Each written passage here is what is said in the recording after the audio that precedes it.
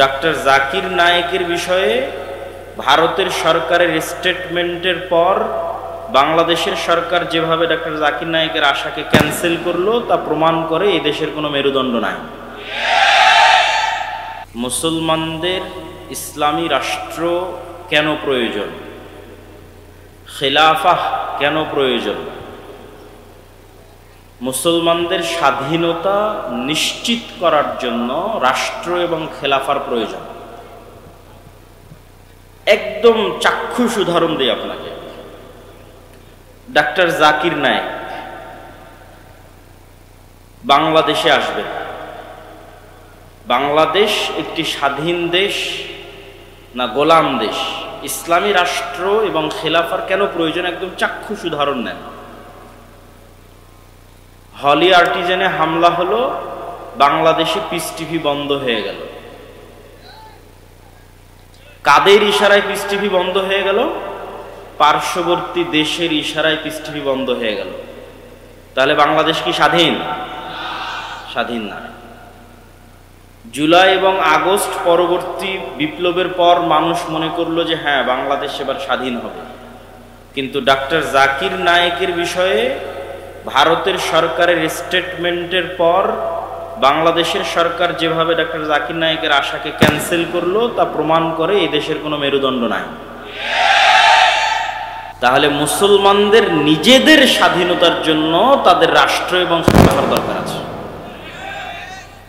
আপনি স্বাধীনভাবে দাওয়াতি কাজ করবেন, স্বাধীনভাবে সালাত আদায় করবেন, স্বাধীনভাবে আপনার দিনের সকল বিষয় পালন করবেন। এটা কখনোই পূর্ণাঙ্গ রূপে, পরিপূর্ণ রূপে ইসলামী রাষ্ট্র ছাড়া পালন করা সম্ভব নয়। আর ইসলামও এমন একটি দিন যে দিন শুধুমাত্র মানুষের ব্যক্তি জীবনের মধ্যে সীমাবদ্ধ নয়। স্বয়ং নবীদের মধ্যে তিনজন নবীকে আল্লাহ সুবহানাহু ওয়া তাআলা, বা বলা যায় চারজন নবীকে আল্লাহ সুবহানাহু ওয়া তাআলা রাষ্ট্র ক্ষমতা দিয়েছিলেন। দাউদ আলাইহিস সালাতু ওয়াস সালামকে রাষ্ট্র ক্ষমতা দিয়েছেন, সুলাইমান আলাইহিস সালাতু ওয়াস সালামকে রাষ্ট্র ক্ষমতা দিয়েছেন, ইউসুফ আলাইহিস সালাতু ওয়াস সালামকে রাষ্ট্র ক্ষমতা দিয়েছেন, মুহাম্মদ সাল্লাল্লাহু আলাইহি ওয়াসাল্লামকে রাষ্ট্র ক্ষমতা দিয়েছেন। আর যেহেতু আল্লাহ ইসলামকে পূর্ণ করেই ছাড়বেন, আল্লাহু মুতিম্মু নূরি ইউরিদুনা লিইউতফিউ নূরাল্লাহি বিআফওয়াহিহিম ওয়াল্লাহু মুতিম্মু নূরিহি ওয়ালাউ কারিহাল কাফিরুন। এই ইসলাম, এই দ্বীন হচ্ছে আল্লাহ সুবহানাহু ওয়া তাআলার নূর। আল্লাহ সুবহানাহু ওয়া তাআলা এটিকে পূর্ণতা দিবেন। তো পূর্ণতা দেওয়ার জন্য সার্বিকভাবে পূর্ণতা পেতে হবে। শুধু ব্যক্তিগত জীবনে সালাত দিয়ে, শুধু সামাজিক জীবনে যাকাত দিয়ে এই দ্বীনের পূর্ণাঙ্গ পরিপূর্ণতা অর্জন সম্ভব নয়। এই দ্বীনের পূর্ণাঙ্গ পরিপূর্ণতা অর্জন তখনই সম্ভব যখন মানব জীবনের প্রত্যেকটা সেক্টরে, মানব জীবনের প্রত্যেকটা বিভাগে ইসলাম পরিপূর্ণরূপে প্রতিষ্ঠিত হবে। তখনই ইসলাম দ্বীন হিসেবে একটা যে complete code of life, life style হিসেবে পৃথিবীর সর্বশ্রেষ্ঠ জীবন ব্যবস্থা তা প্রমাণিত হবে।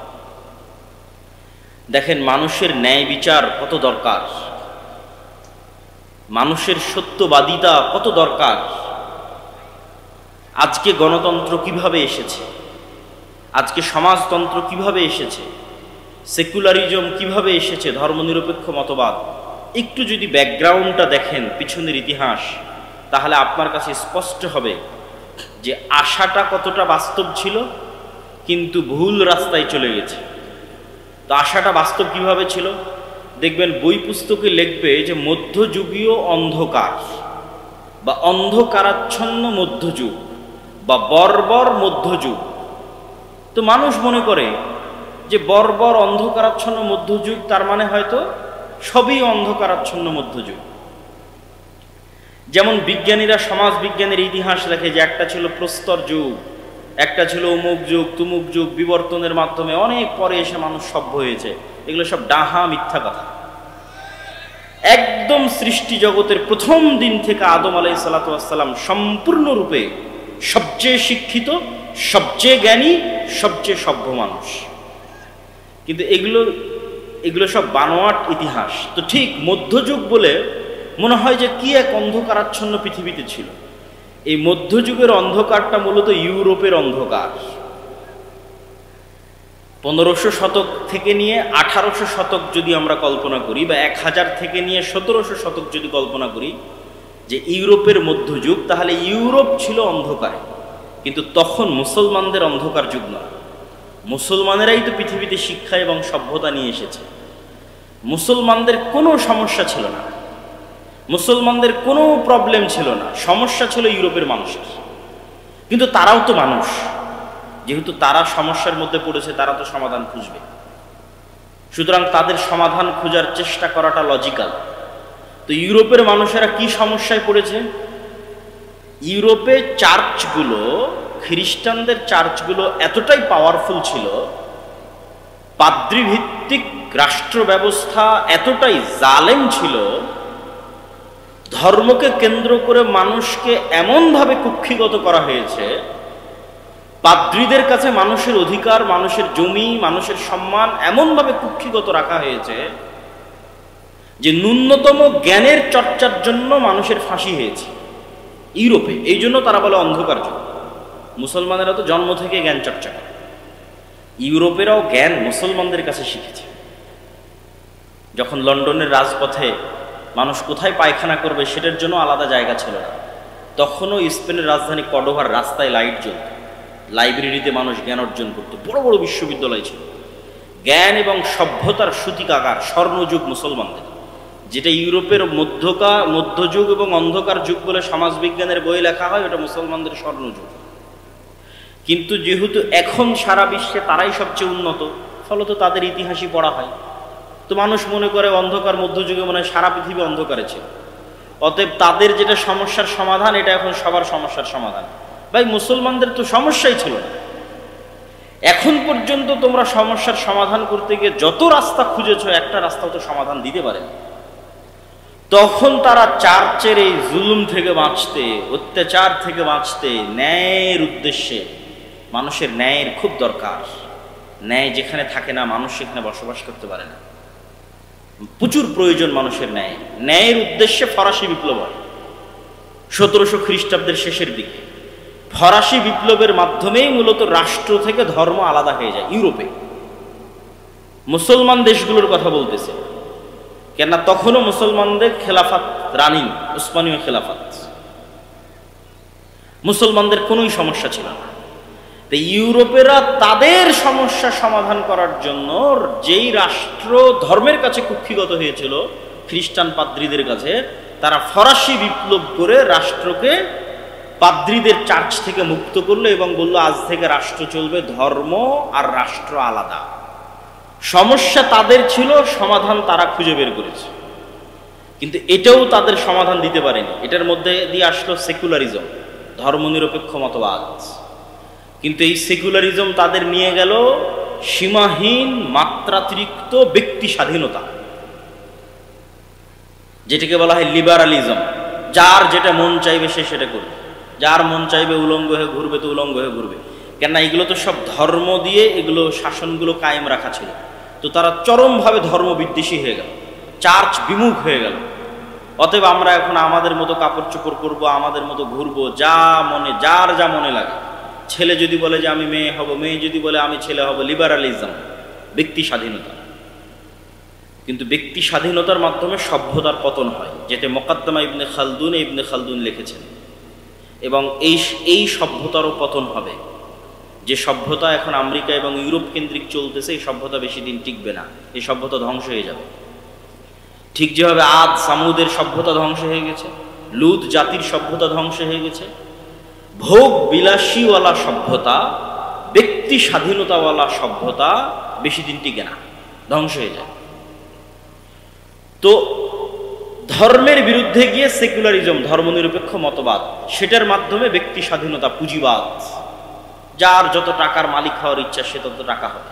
যেটা কিছুক্ষণ আগে আমার শ্রদ্ধেয় পিতা শেখ আব্দুর রাজ্জাক বিন ইউসুফ আলোচনা করছিলেন, সুদী অর্থনীতি, এটা পুঁজিবাদী অর্থনীতি।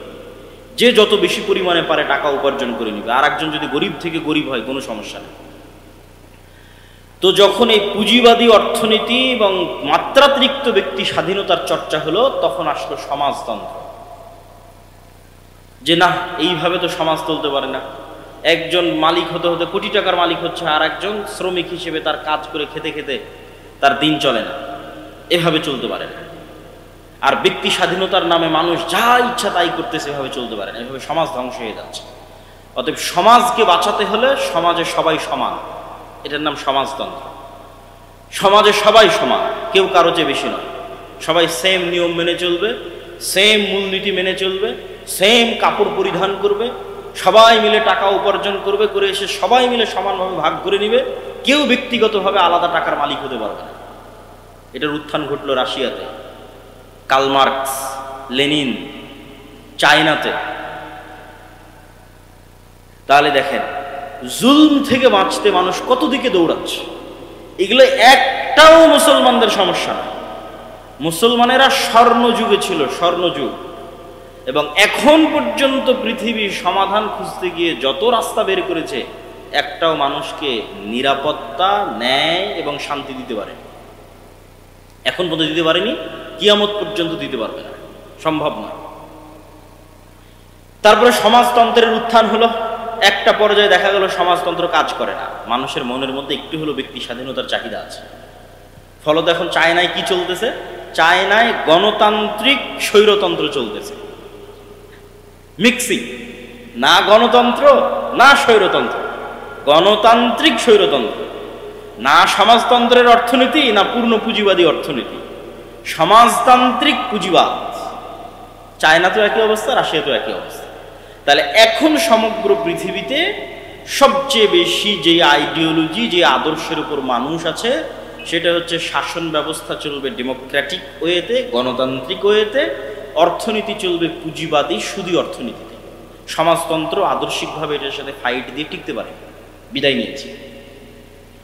কেননা তুলনামূলক গণতন্ত্র রাজতন্ত্রের চেয়ে ভালো, তুলনামূলক গণতন্ত্র স্বৈরতন্ত্রের চেয়ে ভালো, তুলনামূলক পুঁজিবাদী সিস্টেম মানুষের কাছে সমাজতন্ত্রের চেয়ে ভালো।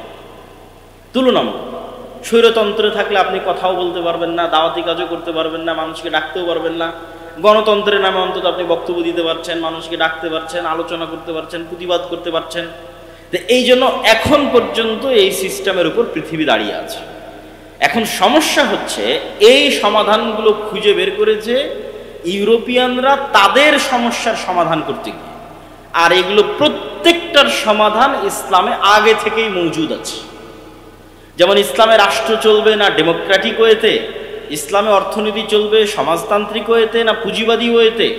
ইসলামে রাষ্ট্রের খেলাফাহ সিস্টেম, এটা বর্তমান যে পার্লামেন্টারি সিস্টেম আছে তার চেয়ে শতগুণ উন্নত, স্বৈরতন্ত্র এবং রাজতন্ত্রের চেয়ে শতগুণ উন্নত। সবচেয়ে ব্যালেন্সড হচ্ছে খেলাফা। এখানে যেমন খলিফা আল্লাহর কাছে দায়বদ্ধ, ঠিক তেমনি সে পরিপূর্ণরূপে স্বৈরাচারও তার পক্ষে হওয়া সম্ভব নয়, কেননা শুরার হাতে ক্ষমতা আছে। আর এই গণতান্ত্রিক ওয়েতে যে আমলাতান্ত্রিক জটিলতা তৈরি হয়েছে, হাসনাত আব্দুল্লাহ কয়েকদিন আগে বক্তব্যে বলতেছিল যে এই রুম থেকে চিঠি লেখে পাশের রুমে পাঠানোর জন্য, ওই চিঠি আবার পোস্ট অফিসে যায়, পোস্ট অফিস থেকে তারপরে পাশের রুমে আসে। মানে আপনি কোনো একটা কাজ করতে যাবেন সচিবালয়ে, তো এই গণতান্ত্রিক সিস্টেম যেইভাবে আমলাতান্ত্রিক জটিলতা তৈরি করে রেখেছে, কোনো একটা কাজ 5 বছরের নিচে 10 বছরের নিচে বের করা সম্ভব নয়। কোনো একটা মামলা 20 বছরের নিচে, 40 বছরের নিচে, 50 বছরের নিচে মানুষের সমাধান করা সম্ভব নয়। তাহলে এই সিস্টেম কি ন্যায় দিতে পারবে? কোশ্চিনকালেও এই সিস্টেম ন্যায় দিতে পারবে না।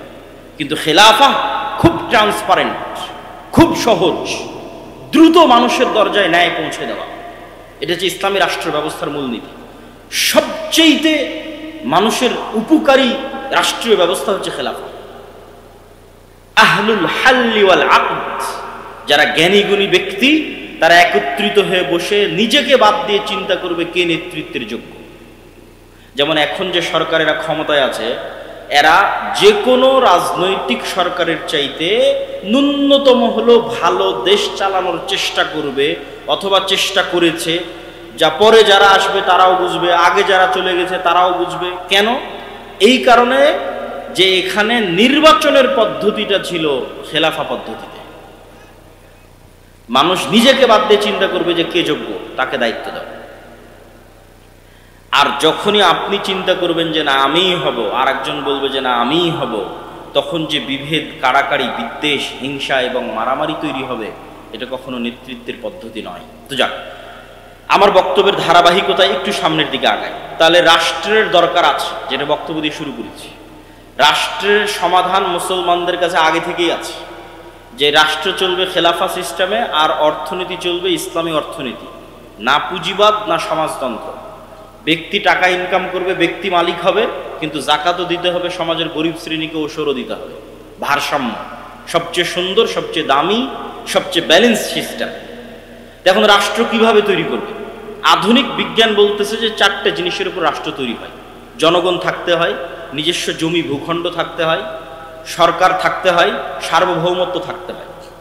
আর মুকদ্দমা ইবনে খালদুন লিখতেছেন যে 4টা জিনিসের উপর ভিত্তি করে রাষ্ট্র টিকে থাকে। উনি বেশিরভাগ ইসলামিক হিস্ট্রির পর্যালোচনা করেছেন। সেই 4টে জিনিসের 1 নাম্বার বলেছেন আসাবিয়া, আইডিওলজি, নির্দিষ্ট আদর্শের উপর কট্টর হওয়া, নির্দিষ্ট আদর্শের উপর শক্ত হওয়া। এটা ছাড়া কোনোদিন রাষ্ট্র প্রতিষ্ঠা হয় না। যেমন যারা সমাজতান্ত্রিক রাষ্ট্র প্রতিষ্ঠা করেছে, ওরা সমাজতন্ত্রের আদর্শের উপর খুব কট্টর, খুব শক্ত ছিল। আজকে যারা গণতান্ত্রিক রাষ্ট্র প্রতিষ্ঠা করতেছে, তারা সবাই দেখবেন, সবার মুখে বলি যে গণতন্ত্রই মুক্তি, গণতন্ত্রই মুক্তি, সবাই বলবে, বাক্য বিনা বাক্য ব্যয় বলবে। তার মানে গণতন্ত্রের উপর কট্টর হওয়াই গণতান্ত্রিক রাষ্ট্র প্রতিষ্ঠার মূল শর্ত। সমাজতন্ত্রের উপর কট্টর হওয়াই সমাজতান্ত্রিক রাষ্ট্র প্রতিষ্ঠার মূল শর্ত। আজকে ইসরায়েলেরা রাষ্ট্র প্রতিষ্ঠা করেছে ইহুদিবাদের উপর কট্টর হওয়ার মাধ্যমে। আজকে হিন্দুরা রাষ্ট্র প্রতিষ্ঠা করেছে হিন্দুত্ববাদী আদর্শের উপর কট্টর হওয়ার মাধ্যমে। তো মুসলমানেরা একদিনে রাষ্ট্র তৈরি করতে পারবে, ইসলামী রাষ্ট্র। শুধু বলতে হবে যে হিন্দুরা যেমন সাহস করে বলতে পেরেছে যে না আমাদের হিন্দুত্ববাদকে আমরা রাষ্ট্রে প্রতিষ্ঠা করব, মুসলমানদেরকে সাহস করে বলতে হবে যে না আমরা কট্টরভাবে ইসলামে বিশ্বাসী এবং রাষ্ট্রে ইসলাম প্রতিষ্ঠা করব। যখন কট্টরভাবে বলতে পারবেন, সেদিন রাষ্ট্র প্রতিষ্ঠা হয়ে গেছে। আসাবিয়া, খুব শক্ত হতে হবে নিজের দিনের উপর, নিজের ধর্মের উপর। এটাই স্বাধীনতা, এটাই ইসলামী রাষ্ট্র প্রতিষ্ঠার মূল শর্ত।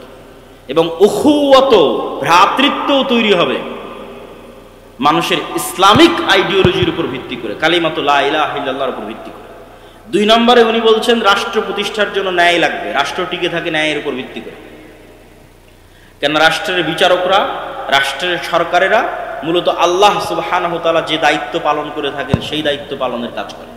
আল্লাহ বিচার করবেন, তিনি সকল বিচারকের বিচারক, বিচার করা তার দায়িত্ব, পৃথিবী পরিচালনা করা তার দায়িত্ব। তাহলে সাময়িকভাবে যখন আপনি রাষ্ট্র ক্ষমতার মালিক, তখন আপনি কি কুলিল্লাহুম্মা মালিকাল মুলকি তুতিল মুলকা মান তাশা, আল্লাহর এই বিশাল রাজত্বের মধ্যে ন্যূনতম রাজত্বে সামান্য সময়ের জন্য আল্লাহ আপনাকে দিন। মানে যেটা আল্লাহ সুবহানাহু ওয়া তাআলার গুণ, যে উনি রাজাধিরাজ, মালিকাল মুলক তুতিল মুলকা মান তাশা, ওই গুণ থেকে ন্যূনতম একটা গুণের আল্লাহ সুবহানাহু ওয়া তাআলা সামান্য সময়ের জন্য পৃথিবীর একটা সামান্য অংশের সামান্য ক্ষমতা আল্লাহ সুবহানাহু ওয়া তাআলা আপনার হাতে। তো এই জন্য এখানে ন্যায় লাগবে। ন্যায় ছাড়া আল্লাহ সুবহানাহু ওয়া তাআলার আদর্শের সাথে মিলবে না। এখানে আল্লাহ ন্যায় করাবে। ন্যায় যেখানে নাই, ওই রাষ্ট্র ব্যবস্থা ভেঙে পড়বে।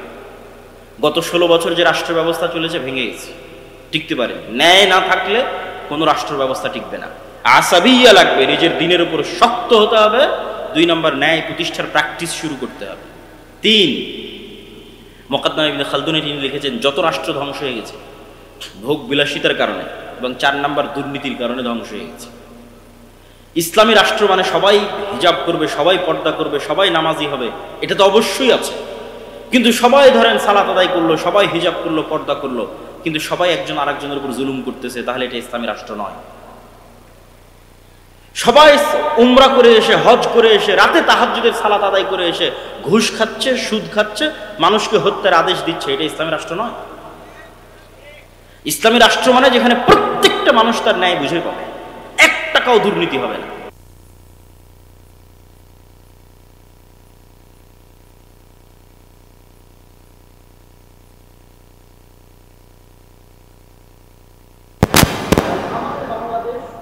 আজকে পাকিস্তান এটা কোন কাঠামোর উপরে দাঁড়িয়ে আছে? যতই 1947 বলেন যে স্বাধীনতা পেয়েছে, যতই বলেন 1971 স্বাধীনতা পেয়েছে, আপনি বাংলাদেশের পুলিশ আইন বের করেন, বাংলাদেশের ফাউন্ডেশনের অনুমোদন হবে সেটার আইন বের করেন, যে কোনো আইনে হাত দেন, সব ব্রিটিশ কাঠামোর উপর দাঁড়িয়ে আছে। কাঠামো চেঞ্জ হয়। তাহলে ডেমোক্রেটিক সিস্টেম, সেকুলার সিস্টেম, এগুলো ইউরোপেরা তাদের সমস্যা সমাধান করার জন্য আবিষ্কার করেছে। তারপরে মুসলমান দেশগুলোকে যখন তারা দখল করে নিয়েছে, তখন এই জিনিসগুলো তারা মুসলমানদের বিচার করেছে না, এটাই তোমাদের সমস্যার সমাধান। তোমরাও অন্ধকার যুগে ছিল, তাহলে মুসলমানরা তো কোনো অন্ধকার যুগে ছিলই না। মুসলমানদের ইতিহাসে কখনো খেলাফতি নিজামে এত জুলুম, এত অত্যাচার, এত হত্যা কখনোই হয়নি। গত 100 বছরে খেলাফতবিহীন অবস্থায় যত অত্যাচার, যত জুলুম, যত হত্যা হয়েছে। সম্মানিত উপস্থিতি, তাহলে আমাদের বুঝতে হবে যে ইসলামের রাজনীতি আছে, ইসলামের রাষ্ট্র ব্যবস্থা আছে, আবার গণতন্ত্রই যে একমাত্র মুক্তি, এটাও চরম। আবার আমি রাজনীতিও করবো না, এটাও চরম। আমাদের বুঝতে হবে যে ইসলামের রাজনীতি কোনটা, ইসলামের রাষ্ট্র ব্যবস্থা কোনটা এবং কিভাবে প্রতিষ্ঠিত করা সম্ভব।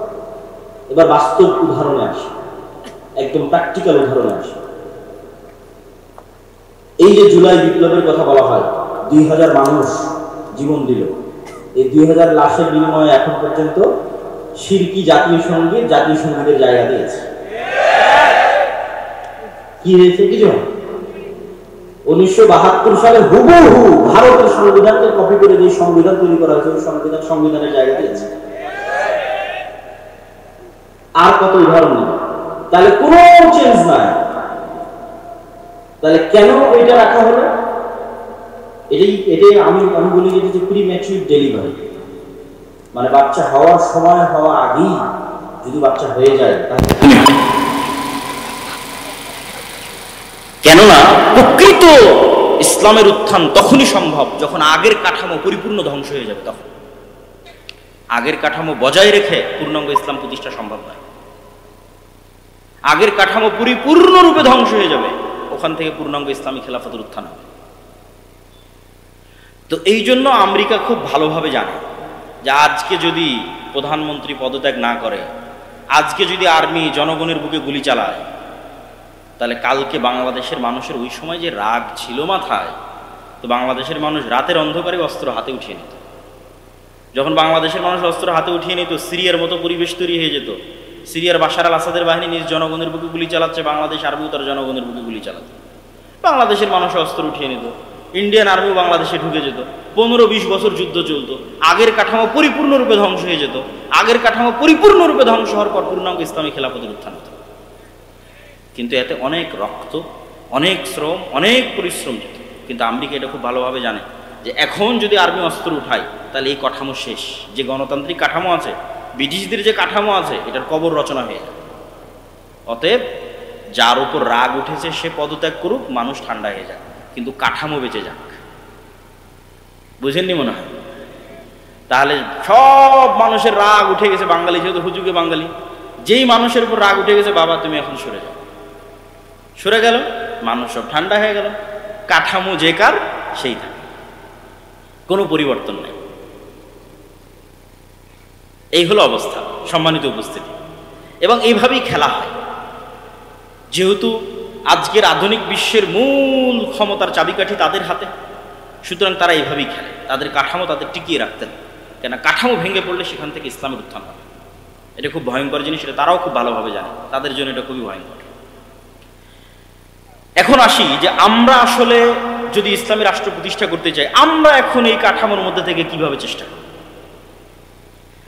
আমি যারা গণতান্ত্রিক রাজনীতি করতেছে, গণতান্ত্রিকভাবে মুসলমানদের অধিকার আদায়ের চেষ্টা করতেছে, আমি কোনো সময় গত 2 বছরে তাদেরকে আঘাত দিয়ে হিট করে কথা বলা, আমি ওই পর্যায়ে যেতে চাই না। আমি সবসময় যৌক্তিক প্রশ্ন তুলে ধরতে চাই, যাতে মানুষ চিন্তা করার সুযোগ পায় যে আমি যেটা করতেছি এটাই কি একমাত্র রাস্তা, না আসলে আর কোনো রাস্তা ছিল। সবাই তো বলতেছে আমরা রাষ্ট্র ক্ষমতা ইসলাম দেখতে চাই। তো সবাই যদি রাষ্ট্র ক্ষমতা ইসলাম দেখতে চায়, তাহলে কিভাবে সম্ভব? আমার ছোট্ট জ্ঞান, আমি যতটুকু বুঝি, আমার ধারণা, আমার চিন্তা চেতনা ভুল হতো। আমি মনে করি 1 নাম্বার, ঈমান বিল গায়বের উপর যদি সর্বোচ্চ লেভেলের ইয়াকিন না থাকে, আজকে যদি বাংলাদেশের সকল মানুষ আমাকেও ভোট দেয়, আমি বাংলাদেশের ক্ষমতায় গিয়ে ইসলাম প্রতিষ্ঠা করতে পারবো না।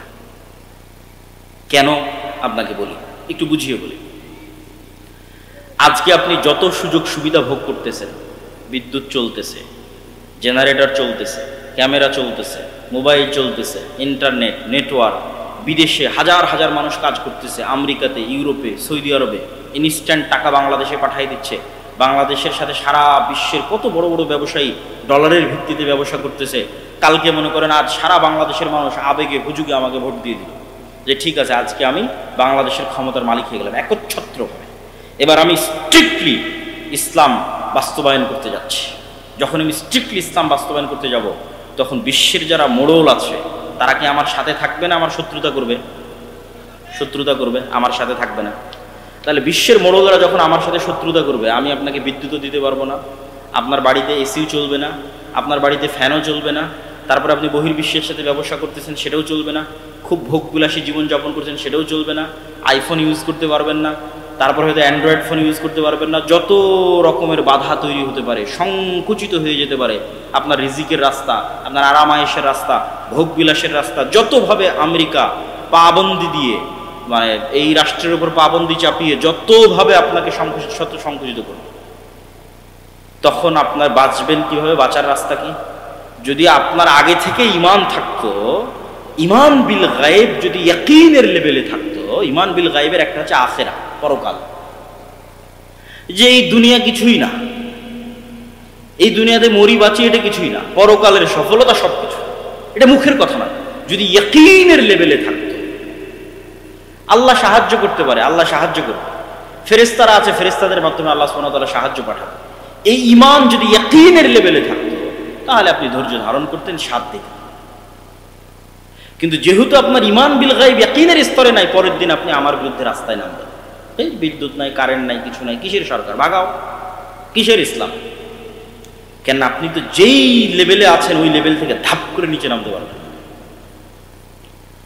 আফগানিস্তান ওরা টিকে গেছে কেন? পরিপূর্ণ ধ্বংস হয়ে গেছে, মানুষের চাহিদাই নাই।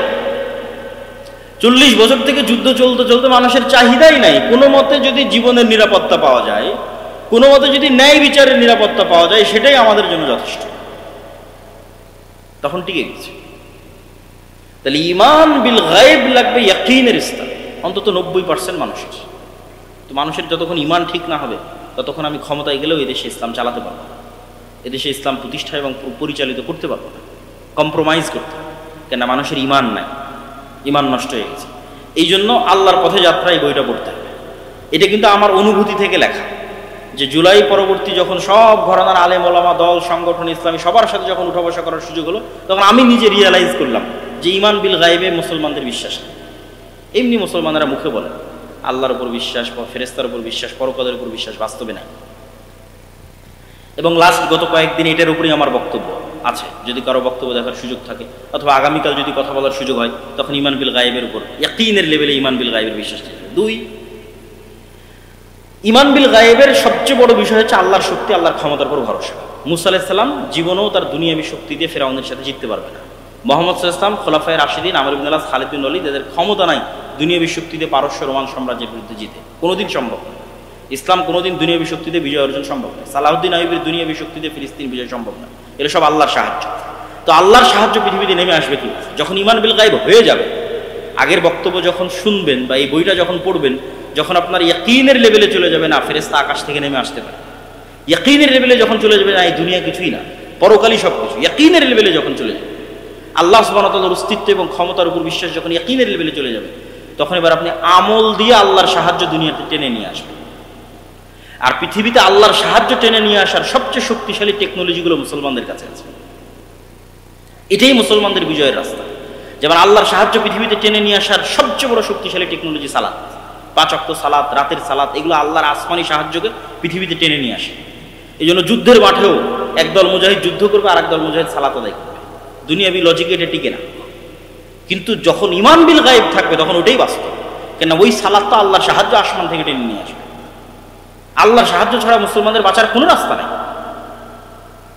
তো আপনার আমল আল্লাহর সাহায্য টেনে নিয়ে আসবে। সালাত পৃথিবীর সবচেয়ে শক্তিশালী টেকনোলজি, যা আল্লাহর সাহায্য আসমান থেকে টেনে নিয়ে আসতে পারে, আর রাতের সালাত তার চেয়েও বেশি পাওয়ারফুল। আর 2 নম্বর হচ্ছে সাউন্ড টেকনোলজি।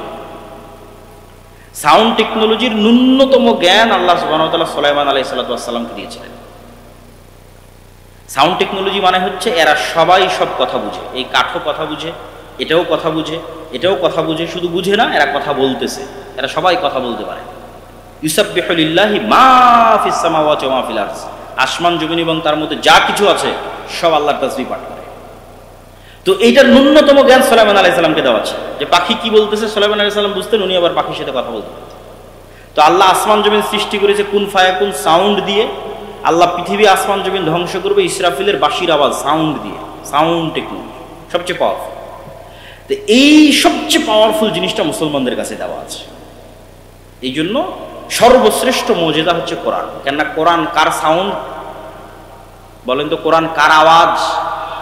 এটা আল্লাহর আওয়াজ, আল্লাহর সাউন্ড, সবচেয়ে পাওয়ারফুল। এবং জিকির প্রভাব সৃষ্টি করে, কেন এগুলো সব কিছু সাউন্ড বুঝে এবং ফিল করতে পারে। যেমন ওয়েভ, আমরা যে আমার ওয়েভের মধ্যে দিয়ে আমার সাউন্ড লাইভে আমেরিকায় বসে মানুষ শুনতেছে, এটা ওয়েভের মধ্যে দিয়ে ভেসে আমেরিকা যাচ্ছে। ওই ইসরায়েল তার ওয়েভ অন করে দিয়ে মোবাইলের বিস্ফোরণ ঘটাচ্ছে, ইরানের বিজ্ঞানীদের রুমের মধ্যে বিস্ফোরণ হয়ে যাচ্ছে, কেন ওই ওয়েভটা মোবাইল রিসিভ করতেছে। তো মোবাইল যেমন ওয়েভ রিসিভ করে, এই মোবাইল সাউন্ডও বুঝে। এই জন্য জিকির সবচেয়ে পাওয়ারফুল, কোরআন সবচেয়ে পাওয়ারফুল। এই জন্য কিয়ামতের পূর্ব মুহূর্তে মুসলমানদের তাকবীর ধ্বনিতে শহর বিজয় হয়ে যাবে। তাহলে মুসলমানেরা যখন আমলের মাধ্যমে আল্লাহর সাহায্যকে আসমান থেকে টেনে নিয়ে আসবে আর ঈমান বিল গায়ব ইয়াকিনের লেভেলে চলে যাবে, 3 নাম্বার প্রকৃত নেতৃত্বের বিকাশ লাগে। সবই করলাম, ঈমান আছে, আমল করলাম, কিন্তু প্রকৃত নেতৃত্বের বিকাশ হলো না। বানু ইসরাইলদের মধ্যে প্রকৃত নেতৃত্বের বিকাশ হয়। মুসলমানদের ইউরোপীয় উপনিবেশের 200 বছর শাসনের কারণে মুসলমানদের নেতৃত্বের চরিত্র ধ্বংস হয়ে গেছে। নাই, কোনো মুসলমানের মধ্যে ইল্লা মান রাহিমা রাব্বি নেতৃত্বের চরিত্র নাই। সব মুসলমান নামাজ পড়তেছে, যাকাত দিচ্ছে, রোজা রাখতেছে, মুখে ঈমানের কথা বলতেছে, কিন্তু সবাই মুনাফিক। লাম ইয়াদখুলিল ঈমান ফি কুলুবিহিম, কলবে ঈমান ঢোকেনি।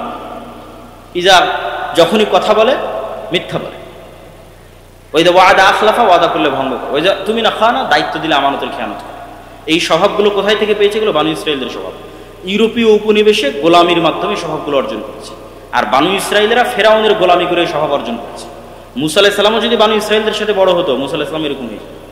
এই জন্য আল্লাহ মুসা আলাইহিস সালামকে ন্যায় পরায়ণতা, সত্যবাদিতা, আমানতদারিতার নেতৃত্বের মৌলিক গুণের উপর বড় করার জন্য ফেরাউনের বাড়িতে বড় করেছে। কেন? ফেরাউনের বাড়িতে রিজিকের সংকট ছিল না, মারামারি ছিল না, কাটাকাটি ছিল না, হিংসা ছিল না, বিদ্বেষ ছিল না। প্রিন্স যেভাবে বড় হয় সেভাবে বড় হয়। তাহলে জন্মগত স্বভাবের উপর বড় হয়, জন্মগত সত্যবাদিতা, ন্যায় পরায়ণতা, আমানতদারিতার উপর বড়। আর গোলাম মারামারি করবে, কাটাকাটি করবে, হিংসা করবে, বিদ্বেষ করবে, সে তো নেতা হতে পারবে। এই জন্য ইউরোপিয়ানরা ডেমোক্রেসিকে, গণতন্ত্রকে আরো জিইয়ে রেখেছে মুসলিম দেশগুলোতে, যারা মুসলমানদের মধ্যে যাতে কোনোদিন প্রকৃত নেতার আবির্ভাবই না হয়। কেননা যখনই গণতান্ত্রিক রাজনীতিতে অংশগ্রহণ করবেন, আরেকজনের বিরুদ্ধে বলবেন, মিথ্যা বলবেন, তারপরে হিংসা করবেন, বিদ্বেষ করবেন, তাহলে তো আপনি আল্লাহর দৃষ্টিতে প্রকৃত নেতা হতেই পারবেন না।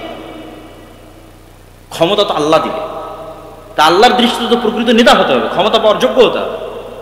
ঈমান বিল গায়ব আছে, ইয়াকিন আছে, আমাল আছে, কিন্তু প্রকৃত নেতৃত্বের বিকাশ। প্রকৃত নেতৃত্বের বিকাশের জন্য সব নবী যেই গুণের উপর ছিলেন, সত্যবাদিতা, আমানতদারিতা, ন্যায় পরায়ণতা, সেই গুণের উপর আসা লাগবে আমাদেরকে। সত্যবাদিতা, ন্যায় পরায়ণতা, আমানতদারিতা, এইভাবে যখন কেউ এই গুণের উপর চলে আসবে, যেটা আল্লামা ইকবাল বলেছিলেন, সাবাক ফিরসে পার সাদাকাত কা, শুজাআত কা, আদালত কা, লিয়া জায়গা তুঝসে কাম, দুনিয়া কি ইমামত কা। উনি গোটা ইউরোপ আমেরিকা সব সফর করে দেখেছেন যে মুসলমানদের কোনো সমস্যাই নাই। কেন? উনি সব আইডিওলজি বুঝেন। কিরে, এরা তো গণতন্ত্রের পিছিয়ে ছুটতেছে, এরা সমাজতন্ত্রের পিছিয়ে ছুটছে, এর চেয়ে ভালো সমাধান তো মুসলমানদের কাছে আছে, তাহলে এরা পারতেছে না কেন? এগুলো সব উনি বুঝতেন, সব বুঝে উনি সামারি বের করলেন। মুসলমানদের কাছে এত সুন্দর নামাজ আছে, এত সুন্দর সালাত আছে, জিকির আছে, সবই আছে মুসলমানদের কাছে।